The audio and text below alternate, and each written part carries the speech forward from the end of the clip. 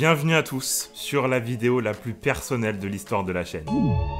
Avant de commencer, et puisqu'on est totalement dans le thème, je voulais vous annoncer une grande nouvelle. Je me suis officiellement inscrit sur TikTok. Et je vous en parle dans cette vidéo parce qu'il y aura beaucoup de contenu muscu. On parlera entraînement, diète, mode de vie, je vais vous donner un maximum de conseils. Donc visez la description ou le commentaire épinglé, venez me follow et vous allez apprendre plein de choses pour devenir des machines. Comme d'hab, n'hésite pas à t'abonner, à liker la vidéo. Et tu sais quoi, aujourd'hui j'ai envie de dire pas de commentaire pour le référencement, mettez plutôt un commentaire positif. Genre partagez une pensée positive, dites aux gens qu'ils sont beaux, qu'ils sont intelligents, que s'ils veulent arriver à réaliser leurs objectifs, ils peuvent le faire. Tu vois, j'ai envie qu'on se donne une vibe comme ça, j'ai envie qu'on se donne de la force. La force, on parle de muscu. Pour comprendre la transformation, pourquoi et comment j'ai réussi de passer de ça à ça, je suis obligé de faire un flashback, retour en 2009. Déjà, il faut savoir que j'ai jamais eu un gros physique quand j'étais jeune. Pendant très longtemps, jusque très tard au collège, j'étais tout le temps le plus petit de ma classe, le plus mince. En gros, j'étais vraiment le gringalet de service. Le truc, c'est qu'à ce moment-là, ça me gêne pas particulièrement parce que je considère que quand t'es à l'école, t'es un enfant. Donc si j'ai un corps d'enfant, si je suis pas très grand, si je suis pas très épais, c'est pas grave parce que je suis pas encore formé comme un adulte. Donc à ce moment-là, j'ai aucun complexe parce que je suis hyper jeune. Et c'est quand je vais arriver au lycée que mon regard va petit à petit changer. Faut savoir qu'à cette époque-là, donc je vous parle, on est en 2008-2009, j'ai une énorme poussée de croissance entre la fin de ma première et mon début de terminale. Je vous ai pas dit entre mon début de première et ma fin de terminale. Pendant un intervalle très court, je vous parle vraiment de quelques mois, j'ai pris une dizaine de centimètres. J'arrive donc à ma taille actuelle, 1m86, mais pour un poids très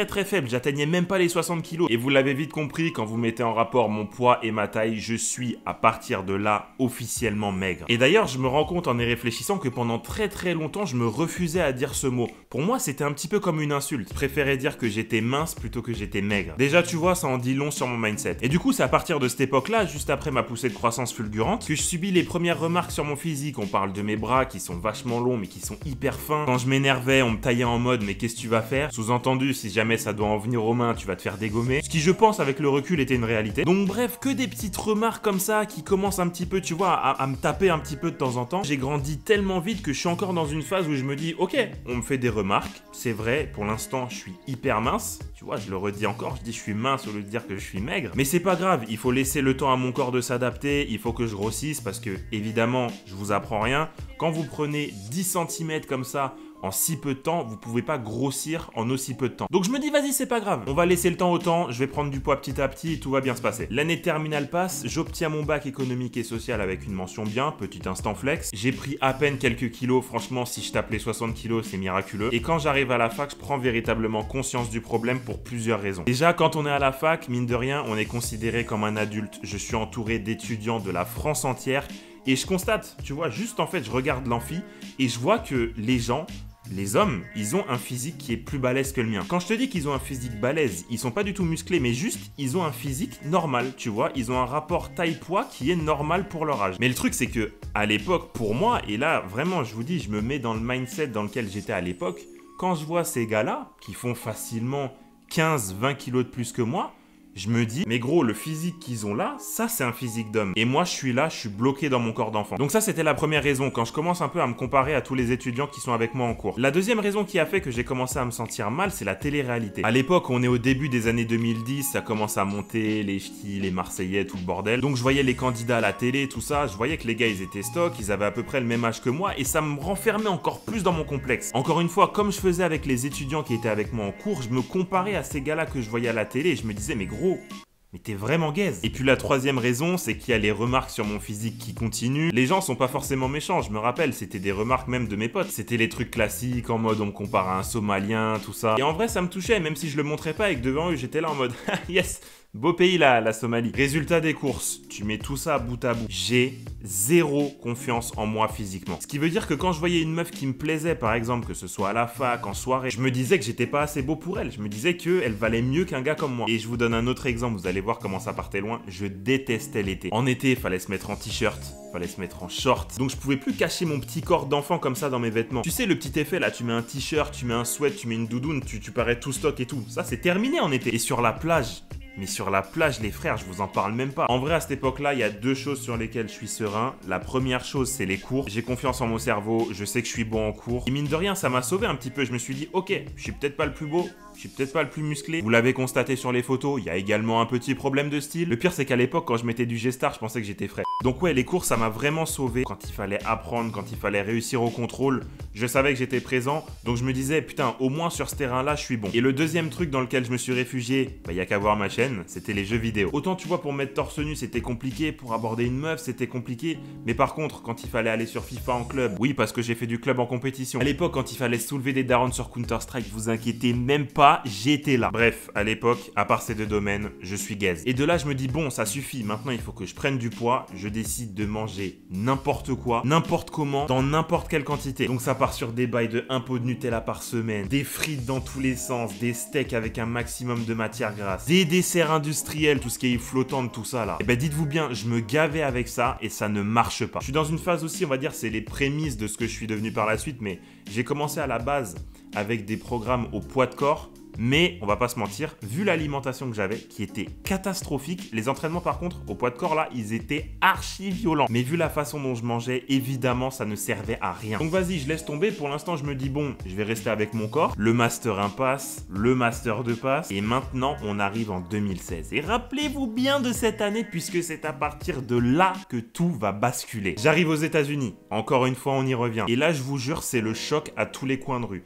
Les gens sont plus grands. Les gens sont plus imposants. Évidemment, il y a beaucoup de personnes en surpoids, mais il y a aussi beaucoup de personnes qui sont musclées parce que là-bas, c'est vraiment dans leur culture. C'est pas encore arrivé chez nous, mais là-bas, tu peux très bien voir des gars de 60 ans, ils vont aller à la muscu 4 fois par semaine, mais sans problème. Donc bref, je suis là, je vois ces gens quand je suis dans la rue, quand je vais faire mes courses, quand je suis dans le métro. Et un jour d'octobre 2016, je me suis dit, maintenant, ça suffit. Je vous jure, j'ai eu comme une sorte de déclic, tu vois, vraiment de ras-le-bol. Je me suis dit, non, vas-y, là, c'est trop. Ras-le-fiac de me sentir inférieur, qu'on me taille sur mes bras, que j'ose pas approcher des meufs, que j'ai pas confiance en moi. À partir de maintenant, je vais tout faire pour que ça change. Et vraiment, ce jour-là, et je regrette parce que j'ai pas la date exacte en tête, mais à partir de ce jour-là, je suis passé dans un mindset à la Kobe. Et dites-vous bien qu'à ce moment-là, je ne connais strictement rien à la musculation. Donc j'ai passé des heures sur YouTube, sur Internet, à lire des articles sur la diète, sur le sommeil, sur l'entraînement, sur les suppléments, parce que pareil, j'y connais rien. Donc je vais faire ça pendant un petit moment là, ce process de m'instruire, de me documenter sur la muscu, jusqu'à ce que je suis en mesure d'établir ma diète et mon programme. Pour trouver mon programme, vraiment le programme parfait qui me correspond, j'ai dû tester plein d'exercices. Et c'est pas qu'il y a des exercices qui sont bons ou mauvais, c'est juste qu'il y a des exercices qui vont plus me correspondre que d'autres. Il y a des exercices sur lesquels je vais plus ressentir un stress musculaire que sur d'autres. Une autre conséquence instantanée de la décision que j'ai prise, c'est que je décide de vider mon frigo et mon placard de toutes les conneries qu'il y a. J'ai rien jeté, j'ai fini les doses, mais par contre, une fois que j'avais fini, on va dire par exemple mon dernier pot de Nutella, c'est terminé. Et j'ai tout remplacé par de la nourriture saine et adaptée à ma prise de masse. J'ai carburé sur le thon, les œufs, le riz. C'était devenu la base de ma diète pour prendre du poids proprement. Et j'insiste vraiment sur le thème proprement. Prendre un maximum de muscles et un minimum de gras. Si vous me suivez sur Insta, que ce soit dans les stories ou bien le post à l'ancienne que je vous ai fait pour vous montrer un petit peu mon évolution physique, vous avez vu que jusqu'à maintenant, ça a porté ses fruits. À l'époque, je me rappelle, je faisais 1 voire maximum 2 cheat meals par mois, ce qui est vraiment très peu. En général, les gens, ils s'autorisent un écart dans la semaine. Mais je vous dis, à cette époque-là, je suis en mode Terminator. J'étais tellement en mode que pour moi, si je faisais une sortie et que je buvais de l'alcool, là, le verre d'alcool que je bois, il est là mon cheat meal. Donc autant vous dire que j'étais tellement dur avec moi-même que je pense que dans l'état de New York, il y avait personne qui avait une meilleure diète que moi. Évidemment, cette fois-ci, j'avais décidé de faire les choses bien. Je suis allé m'inscrire dans une salle de sport. Ça, les frères, c'est Collector. Ma première carte de membre dans une gym. Manhattan, Washington Heights. C'est là que tout a commencé, les frères. Et là, je me suis mis à m'entraîner comme un malade. Je vous l'ai dit, Terminator. 4 fois par semaine, j'étais à la salle. Et quand je vous dis que j'étais à la salle, mais je me butais, vraiment, c'est comme si je préparais la prochaine draft NBA. Il n'y avait pas d'excuse pour rater un entraînement, il peut pleuvoir, il peut y avoir une tempête de neige. J'étais à la gym, j'étais là pour charbonner. Au début, je me rappelle, c'était difficile, je prenais des poids légers. Je crois que c'était sur un développé couché.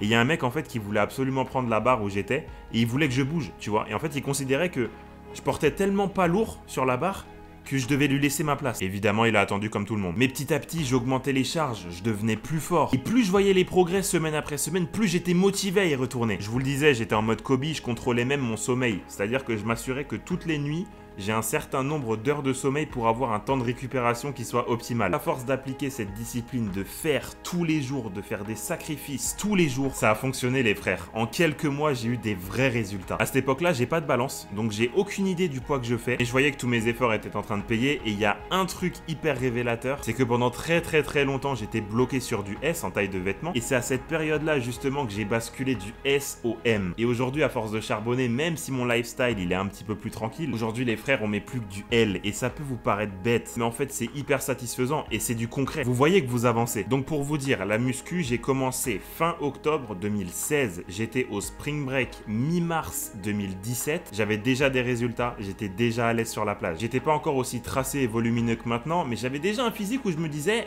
là c'est quand même pas mal. L'année aux États-Unis se termine, c'est un déchirement parce que je dois résilier mon abonnement à la salle. J'ai 6 mois de muscu dans les pattes, j'ai bien progressé physiquement. J'avais pas encore un physique qui me convenait à 100%, c'est d'ailleurs toujours pas le cas aujourd'hui, mais j'avais enfin confiance en moi. Plus de problèmes l'été sur la plage, les remarques des gens avaient complètement changé, elles étaient 100% positives. Je me rappelle ceux qui m'ont connu maigre et qui m'ont vu quand je suis revenu des États-Unis, ils étaient là en mode ah ouais quand même t'as changé. Mes potes qui derrière ont voulu se mettre au sport sont venus me demander des conseils, vous imaginez ou pas? Alors qu'il y a quelques mois encore je subissais des remarques en mode j'étais un Africain en sous-nutrition. Le regard par rapport aux meufs aussi il a changé, la façon dont elles me regardent, la façon dont moi je les regarde. C'était enfin fini la période où je me disais que j'étais pas assez beau pour une meuf. Tout ça je vous jure c'est des bêtes de revanche sur la vie. Mais qu'en est-il d'aujourd'hui? Les gars je suis toujours dans la muscu, ça fait 5 ans que j'en fais maintenant. J'ai changé certains exercices de mon programme, je m'entraîne plus. À l'époque je vous le disais je m'entraînais 4 fois par semaine. Maintenant, je m'entraîne 5 fois par semaine. La motivation est toujours présente. Alors, c'est vrai que des fois, il y a des phases où on a moins envie de s'entraîner. Ce qui est, je pense, normal parce que au début, quand vous commencez la muscu, vous allez très rapidement voir des progrès. Évidemment, ça suppose de faire les choses de façon carrée. Et après, quand même, il y a une phase où tu vas stagner. Ça va être plus difficile de prendre. Ça va être plus difficile de progresser aussi sur tes charges. Donc, on peut avoir l'impression un petit peu de faire du surplace, tout ça. Mais justement, faut être solide pour pas se démotiver. Aujourd'hui, je suis aussi beaucoup plus cool sur la diète. Je m'autorise beaucoup plus d'écart. Mais ne me faites pas dire ce que j'ai pas dit. J'ai toujours ma ligne de conduite. C'est-à-dire que depuis octobre 2016 jusqu'à maintenant, j'ai toujours ma diète. Croyez pas que c'est la fête du slip. En 2016, je faisais aux alentours de 60 kg. Aujourd'hui, je fais 75 kg propre. Pas besoin de sèche, jamais fait de sèche. Je sais qu'il y en a qui vont être surpris. J'avais fait un sondage il y a quelques temps sur Insta et vous étiez une majorité à penser que j'étais dans les 80-90 kg. Bref, tout ça pour vous dire que si j'ai réussi ma transformation physique, aujourd'hui, je me dis que je peux réussir tout ce que je veux. L'important, c'est juste d'être déterminé, d'y croire, d'être patient et d'être prêt à faire des sacrifices. Pas besoin de coach personnel, pas besoin de nutritionniste, c'est possible d'y arriver tout seul. Dites-vous juste, et ça c'est hyper important, que la musculation c'est pas seulement un sport, c'est tout un mode de vie. C'est tous les jours et il faut avoir une discipline si vous voulez avoir les meilleurs résultats en un minimum de temps. Avec le recul, je vous jure, j'aurais kiffé être coach sportif, mais bon, je suis devenu créateur de contenu. Et mine de rien, c'est pas plus mal parce que je vais pouvoir partager avec vous ce que je mange, mes exercices et plein de conseils. Comme ça, vous allez pouvoir, vous aussi, atteindre vos objectifs et devenir la meilleure version de vous-même.